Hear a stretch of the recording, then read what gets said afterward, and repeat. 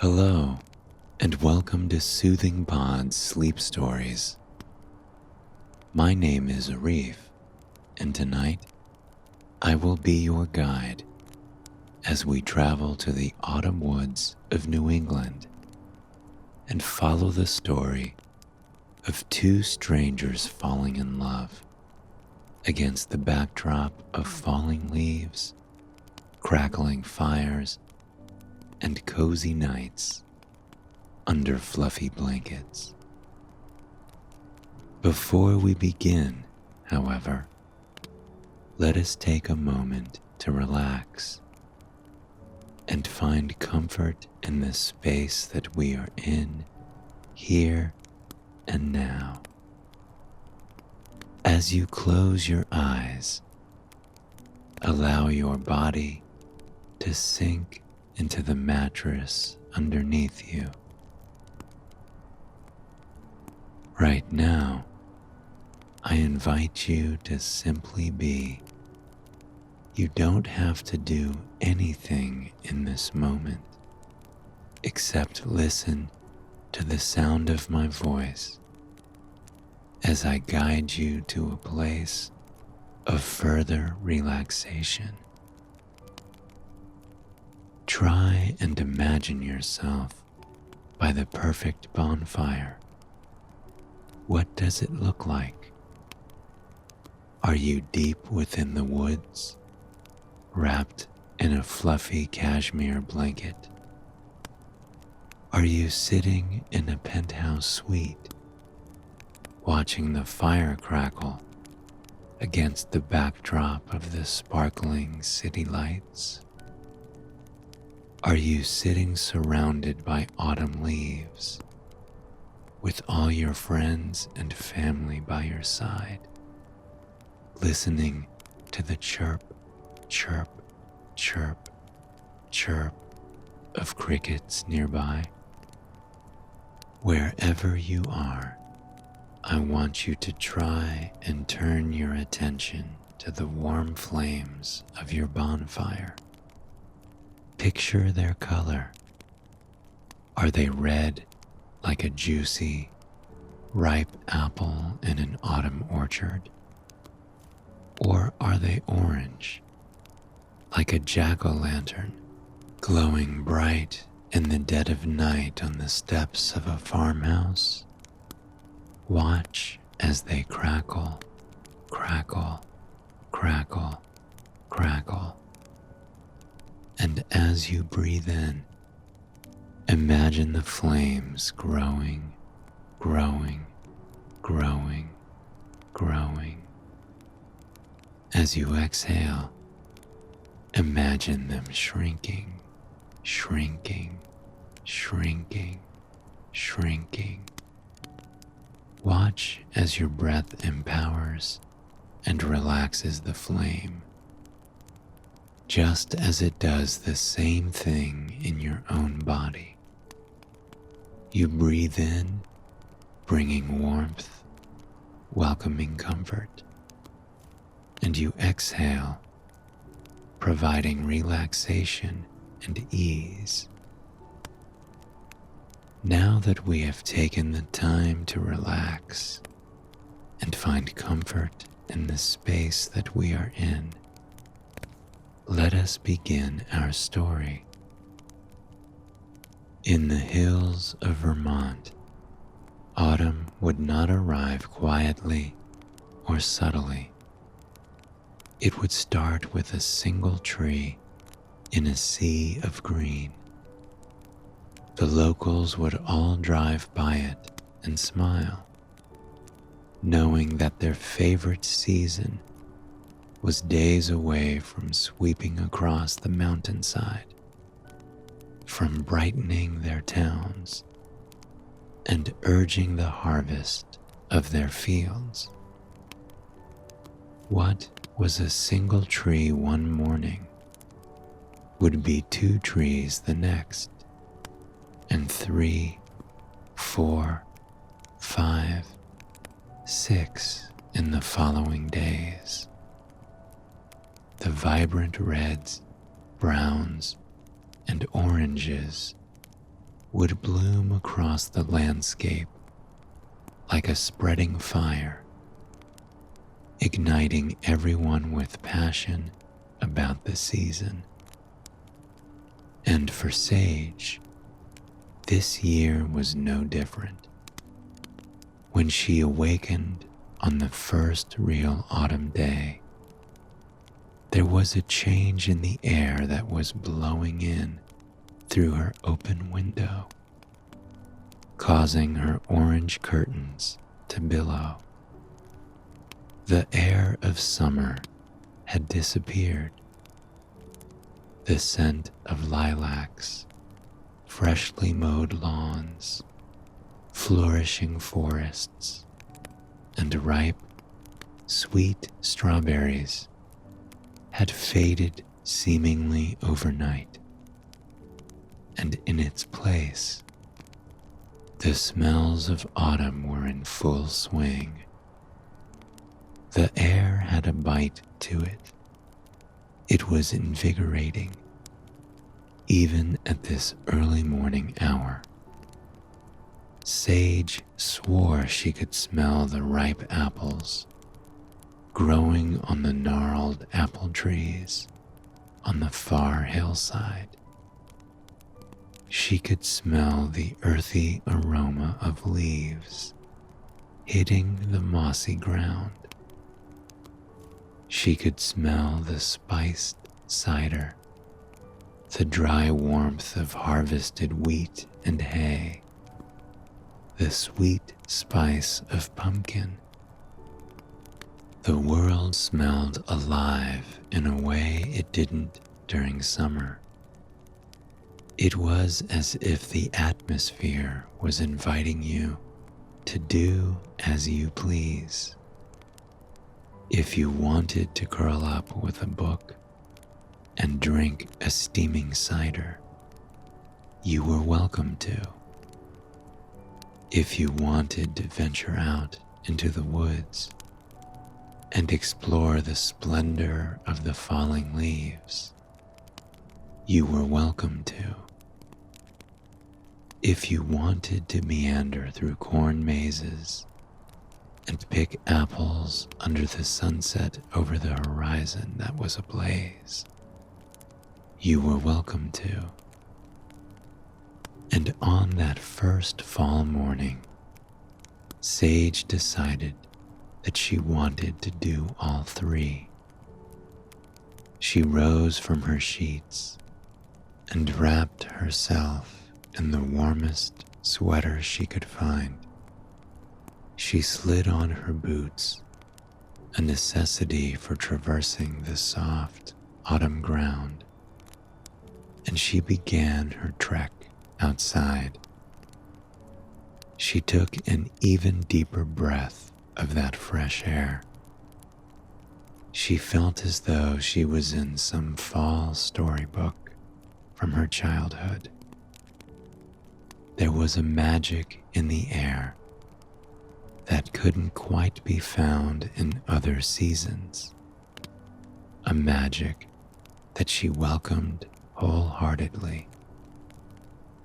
Wanting to enjoy the weather, she opted to hop on her old cruiser bike and start the journey down, down, down, down the dirt road, past farm after farm.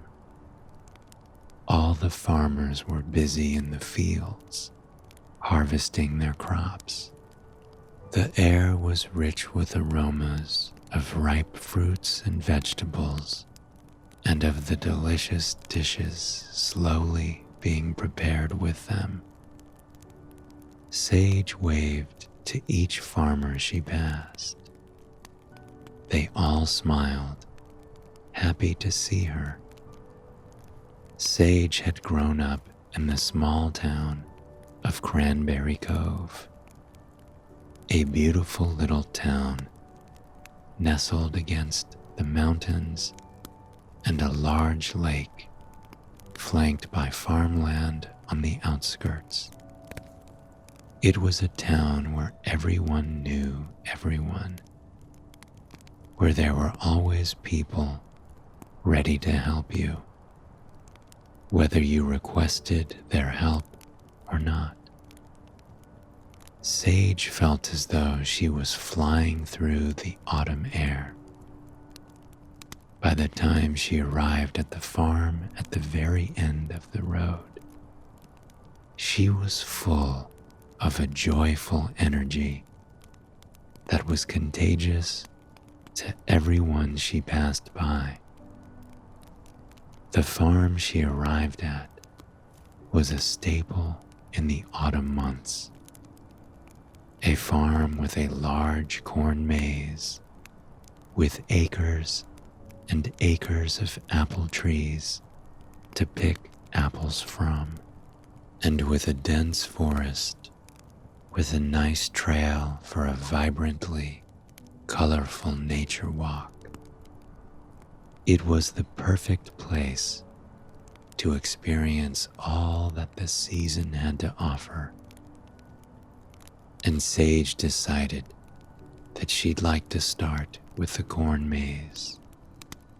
She grabbed a map and descended into the maze.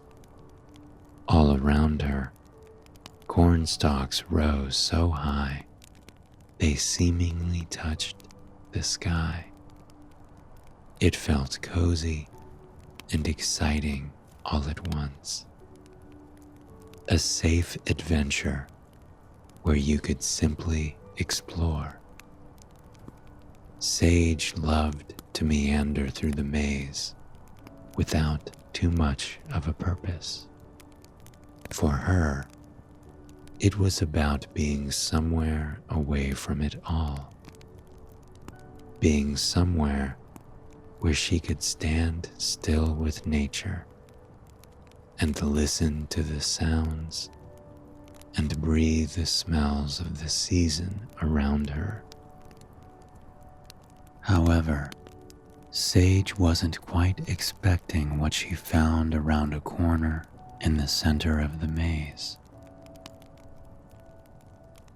For quite some time, she had been wandering through the rows of corn by herself, only hearing the sounds of children and close friends giggling behind the stalks.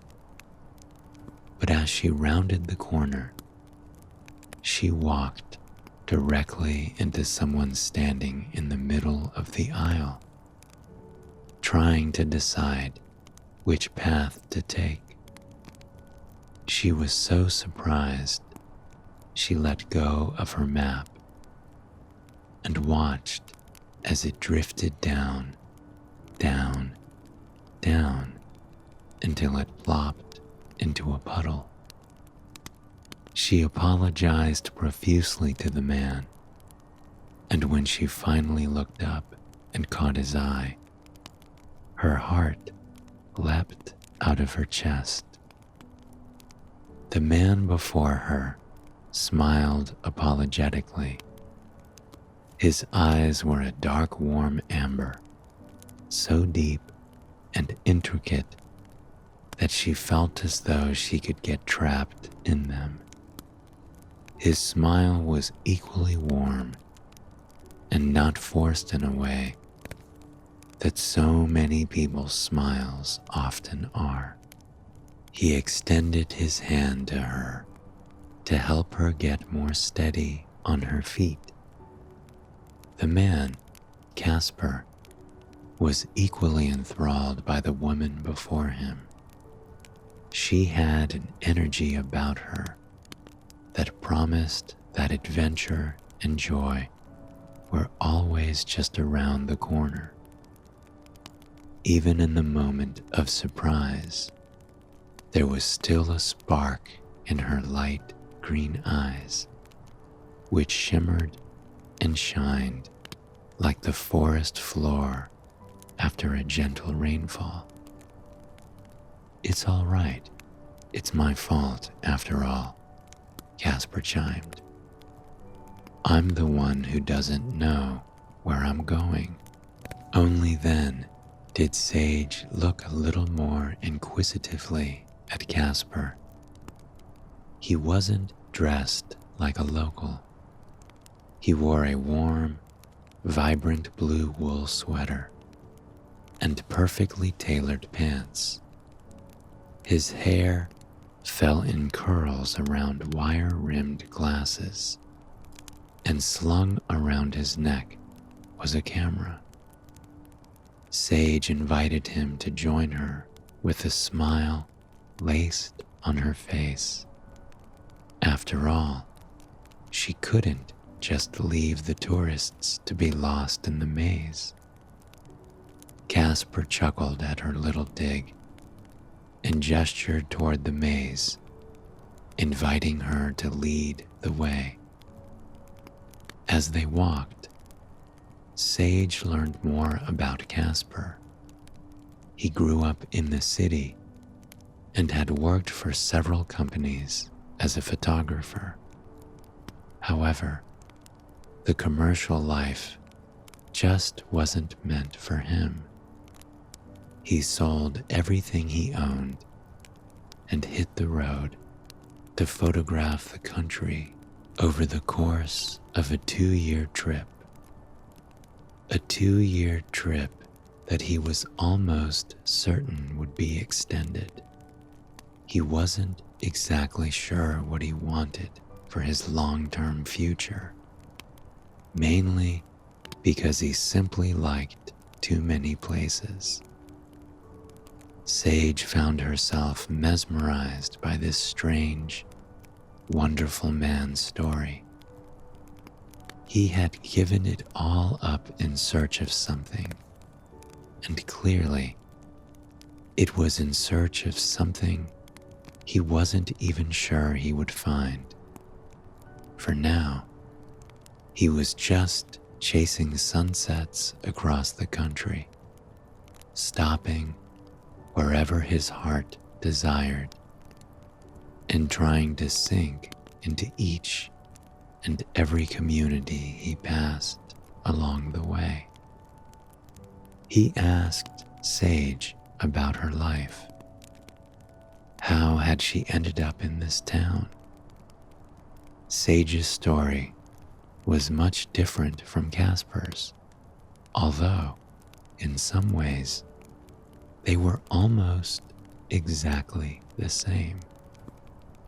Sage grew up in this town. She was born and raised here. She played in the creeks and streams on warm summer days as a child. She sledded down the icy hills and skated on the sleek ponds as a teenager. She studied in the old stone library that was nestled at the foot of the mountain, and she learned to drive on the ancient oak and maple-lined streets that laced through neighborhoods full of Victorian houses. Rather than going to college, she too had set out into the world without a plan.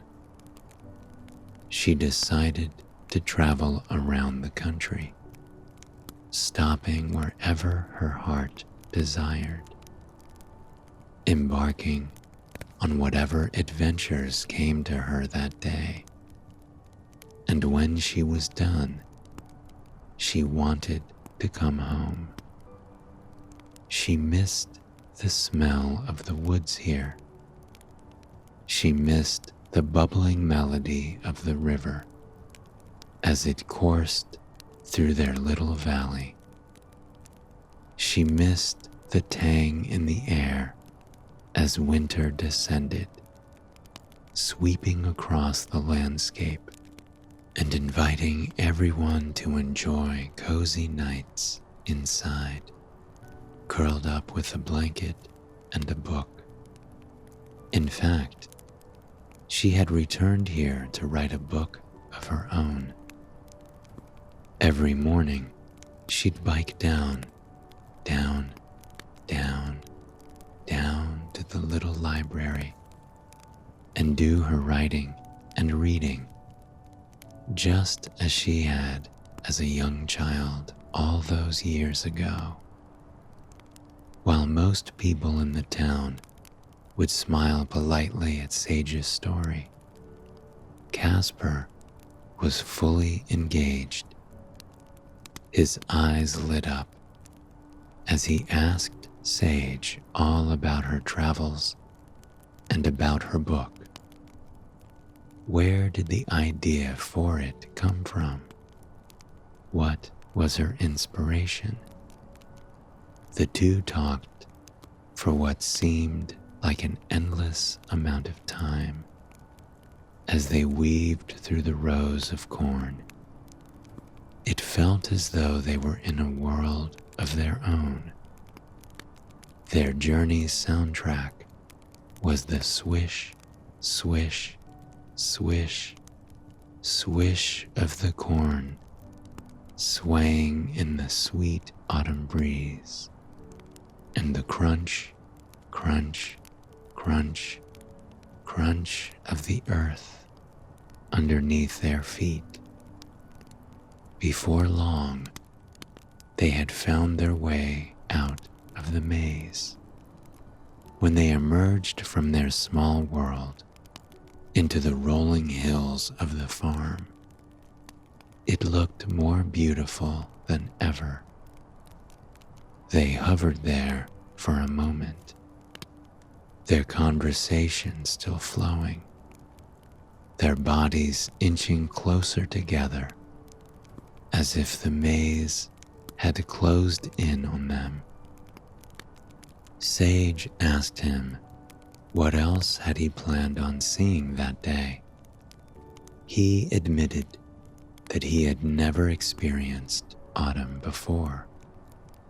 Being from a southern city, this was his first time seeing the leaves change, his first time in a corn maze, his first time smelling the sweet, earthy aroma of ripe pumpkins growing in the loam. Without hesitating, Sage invited him to join her. Of course, if he wanted a real, local autumn experience, who better to show him around than a local? Casper was delighted by her offer. It was more than he ever could have hoped for. Sage kindly took him by the hand and led him to their very first fall activity, a staple that all the local kids grew up doing. They were going to pick apples. She led him into the far orchard, which was a spectacle in itself. The orchard sat on a particularly hilly part of the farm. The trees stretched far to the horizon in perfectly straight lines over the natural dips and dives and curves of the landscape. Casper took a deep breath of the air as he meandered through the soft, dark green grass. There was a freshness in the air he had never experienced before, a bite to it, as if the world was begging you to pay attention to the splendor it was providing all around. It smelled like an apple candle, warm and cozy and sweet, and yet there was a natural freshness to it. He could not only smell the ripe, juicy apples, but he could also smell the earthiness of the leaves as they wavered in the blowing breeze. He could smell the spiciness of the bark that children had been lovingly climbing for generations to reach the best apple at the very top of the tree. He could smell the comforting aroma of the old wood and iron boxes provided for people to pile up their harvest in. He stood in the breeze for a moment, simply breathing in the air that was unlike anything he had ever smelled. When he opened his eyes, Sage was already up in the tree. She sat on a branch casually, one leg dangling down as she reached to gently pluck a ripe apple from a tall branch. She looked as though she belonged up there. She was practically glowing in the soft autumn sun, her hair billowing around her in that fragrant breeze.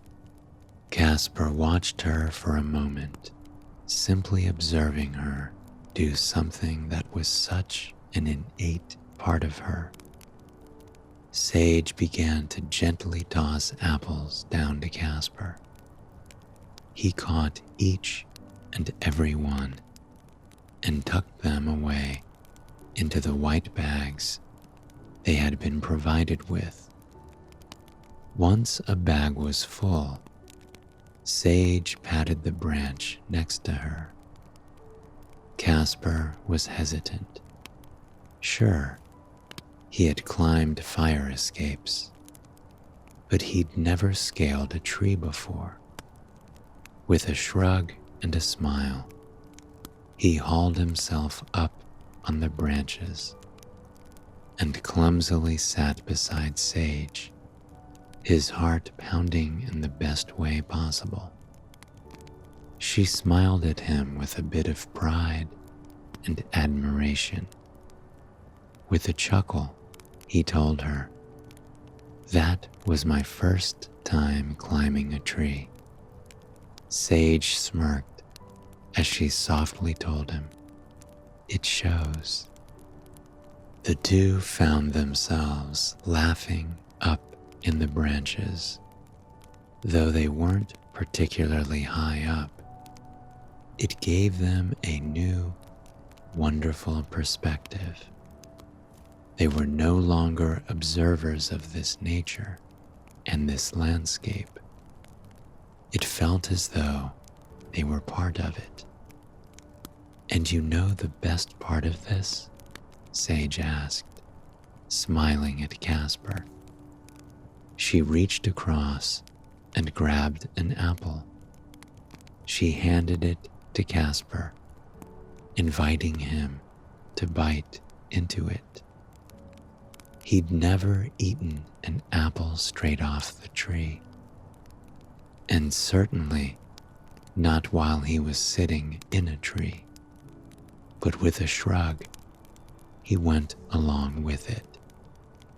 As soon as he bit in, he knew that this wasn't an ordinary apple. It was the sweetest apple he had ever had, packed with flavor and bite and crunch. It was entirely different from the apples he had had from the grocery store.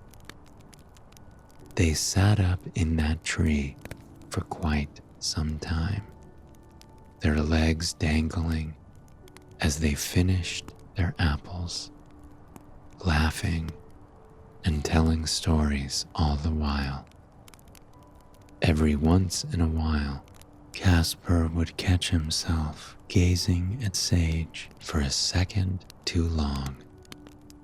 It was easy to become transfixed on her, the way those green eyes shone, the way she spoke with her hands, the way she kicked her head back when she laughed. And whenever she caught him staring, her cheeks would flare just a tinge. More than once, Casper tried to convince himself it was just the red of the apple reflecting on her cheeks. Finally, When their apples were finished, the two climbed down from the tree. Casper put his hand out, helping her down, though it was probably him who needed more help. When they were down, they both had a newfound energy, excitement about what the rest of the day had in store for them. Once more, Sage took him by the hand and led him through the farm. They meandered through the fields that were flourishing with ripe vegetables. Around them, large pumpkins clung to their vines, their orange skin nearly as bright as the leaves that Sage and Casper were walking toward. Casper was in awe as they entered the walking trail in the woods at the edge of the farm. All around them, the forest was ablaze with the colors of fall. Every once in a while, a cool, fresh breeze would blow, and autumn leaves would come drifting down, down, down, down, like the most beautiful rainfall on the planet. Here, they walked mostly in silence. It seemed that the forest around was speaking for them and the creatures within it. With the cold of winter on the horizon, all the creatures of the forest were busy getting ready to settle down in their cozy dens for a few months' time. Squirrels regularly scampered across the forest path in front of them, chittering the entire way until they adeptly leaped up into the trees high overhead. The birds were even more talkative than usual. Their songs rang through the forest, echoing off trees as they called to one another. It seemed every few hundred feet, a cardinal would swoop through the trees ahead of them, his bright red coat matching the vibrant leaves silhouetting him. It was strange to Casper how the forest was so utterly alive, and yet it felt stuck in time at the very same moment. It was as if nothing outside this forest mattered. The bills, the obligations, the struggles, they all faded away, and all you were left with was the beauty of nature and the world. Time moved slower here. Time moved as it was meant to move. And as they rounded a corner near the bubbling river, time seemed to stop. Because standing before them, wading through the cool water, was a beautiful doe. Its fluffy fur was flecked with white patches. Its plush ears and tail seemed to sway and move with the breeze. They watched in awe as the doe leaned down, taking a nice, long drink of the moving water. There was such a grace in her movements, something sacred about them. The energy around her was one of kindness, nurturing, and belonging. She was the gentle mother of the forest and all things within it. Casper could have stared at her for hours. When she turned her gaze to them, there was no fear in her eyes, no surprise. It was as if she had known for quite some time that they would be joining her here at some point. Her eyes were a mahogany brown, nearly the color of the bark coating the trees around her. Without much fanfare and without a hurry, she continued to wade through that coursing river until she reached the other side. Casting one final look over her shoulder, perhaps a look of gratitude or a look of understanding, she disappeared into the fiery colored forest. Casper and Sage stood there for a long moment, soaking in the experience that they had just shared.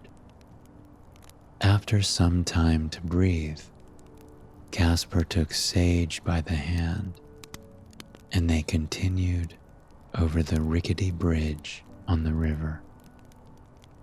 "Thank you for showing me this, Sage," he muttered. The tone in his voice showed Sage how wonderful and meaningful the experience truly had been for him so far, and she couldn't help but smile, because she knew what they were going to find at the end of the path, the overlook. As they emerged to the top of the hill, Casper looked stunned. The path they had been climbing wasn't particularly steep, yet, over time, it wound up the side of the hill until you were overlooking the entire town. And what they saw was a town straight out of a fairy tale. It seemed every tree in the valley was alight with the colors of fall, as if a paintbrush had been swept across the landscape, coloring the trees vibrant reds and oranges and yellows and browns. It was so warming and comforting to look out over and see. Casper and Sage stood there for what seemed like hours. He took pictures. He hadn't taken a picture of the doe earlier, but he hadn't felt he needed to. That moment was something sacred to be shared between him and Sage, not one that needed to be shared with the world. In his pictures of the town, he captured moss-coated cobblestone streets, Victorian houses coated in a blanket of orange leaves, candles and lanterns glowing in the windows of houses on tree-lined streets.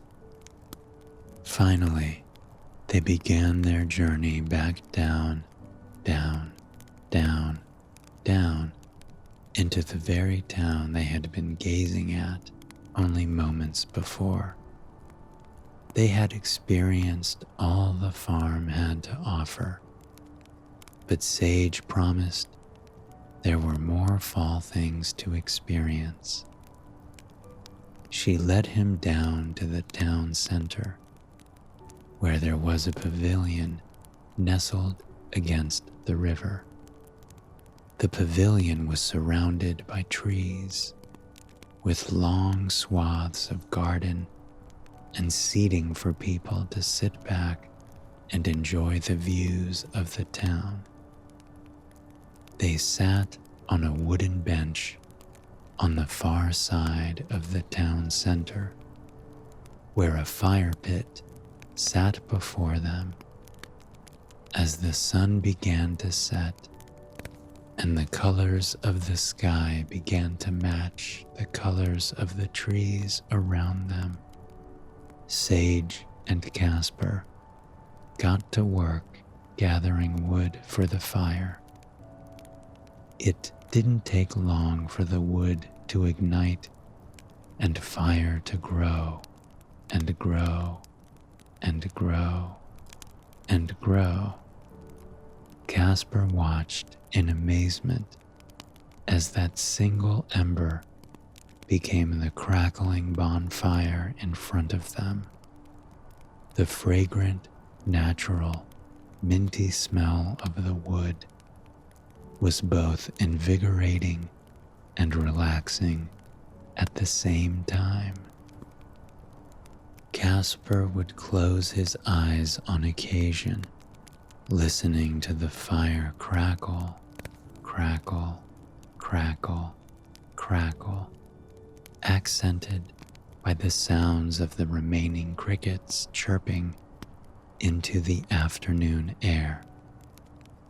Casper felt all his tension melt away.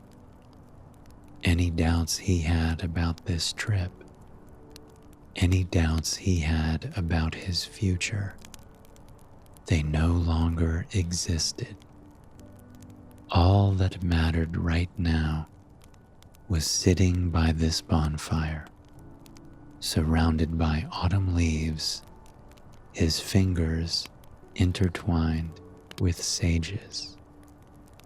It's true, they had only met a few hours ago, and yet they felt closer to each other than they had felt to anyone in quite some time. As they wandered through the beautiful landscape, they talked about their dreams, their hopes, their shortcomings. They had embraced the changing landscape as they had embraced their rapidly changing relationship. As the night air cooled even more, Sage curled up against Casper. He wrapped an arm around her, drawing her close to keep her warm. She lay on his shoulder, feeling utterly safe and content in his arms. They smiled at each other on occasion, but mostly they sat in a comfortable silence, watching the flames dance before them. Soon, the sky overhead was alive, too. Millions of stars shone brightly in that pitch-black sky, and, even more incredible, out here so far from the city, they could make out the haze of the Milky Way. Casper had never seen something so beautiful.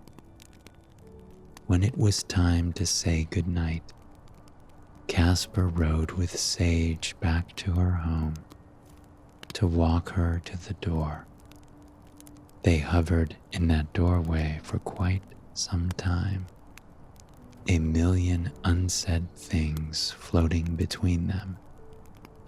Unable to say them all in the few minutes they had, Sage leaned forward, pressing her lips against Casper's. It was a kiss of passion, of connection. In that moment, they both felt whole.